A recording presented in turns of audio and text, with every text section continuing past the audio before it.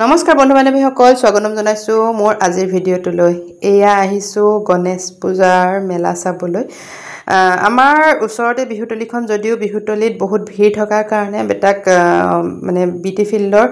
যিখন গণেশ পূজাৰ মেলা হয় সেই মেলাখন দেখুৱাবলৈ আনিলো আৰু পূজা মণ্ডপটো অকণমান আপোনালোকক দেখুৱাই দিলো যদিও আমি পূজা নকৰো তথাপিও দেখুৱাই দিলো আৰু হেয়া দেখিছে দূৰত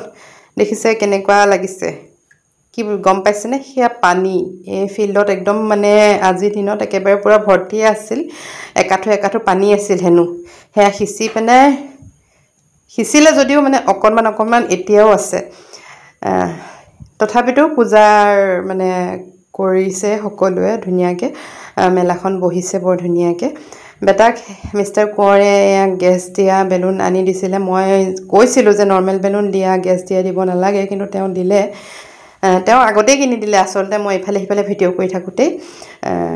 তাৰপিছত এয়া দেখিছে বেলুন কিটা উৰি গুছি যায় কাৰণে হি কেনেকুৱাকে কৰি আছে একদম মানে ফুৰ্তি তাৰ বেলুন বালে মানে কবই নালাগে বেলুন আৰু গাড়ী এই দুটা বস্তু মানে বহুত ভাল পায় এয়া দেখিছে ঘৰৰ ভিতৰত আহিও এয়া খেলি আছে এয়া খেলি থাকোতে এটা ঘটনা হ'ল যেহেতু গেছ দিয়া বেলুন হেতু কাৰণে ওপৰলৈ উৰি গৈ তাতে ৰৈ থাকিলে তললৈ নহা হ'ল